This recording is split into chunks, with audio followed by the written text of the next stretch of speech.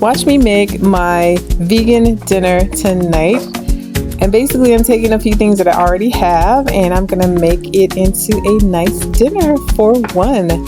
So I'm gonna take some cherry tomatoes and I'm basically gonna slice them just one way and put those to the side. And then next I'm going to show you my cilantro. I basically, cilantro goes bad really quick. So I always cut mine up and put it in a baggie in the refrigerator. And then we're also gonna have couscous tonight and spinach. So first you're going to go ahead and start making the couscous. I always season the water before I add the couscous. And I add a cup of water and a cup of couscous to the water.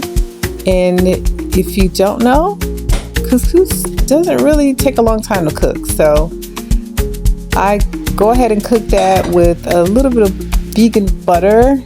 And then I'm gonna stir that a little bit and then put that to the side and start making my spinach. And I usually like to steam my spinach instead of cook it, and that way you keep all the nutrients in the spinach.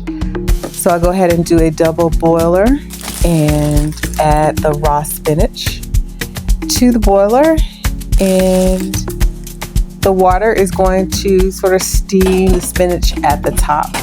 So I'll let that cook for a while I am preparing the tomatoes. And I'm gonna go ahead and add another pan to the stove and saute the tomatoes. You don't have to do this, but I just like to add a little bit of extra flavors to it this way. Onion powder and a little bit of butter, but you can keep it raw if you'd like, and that would mean your entire dinner here would be raw food. So go ahead and season those tomatoes. Let that cook for just a little while. As you can see, I have not added a pinch of salt at all, and it's gonna be just as good without it. And so now I'm gonna go ahead and mix the tomatoes and the cilantro with the couscous. And you can add all types of things to your couscous. I've seen people add cranberry, like the cranberries that are dried. Any kind of nuts you can add, like almonds. So this is something that you can just pretty much mix with a lot of different flavors for your dinner. Go ahead and mix that together. And then we're going to, and look at how beautiful the spinach turned out. It stays a beautiful green color when you steam it. Once again, you're not cooking out all of the nutrients, so it's pretty much just steamed until it's wilted.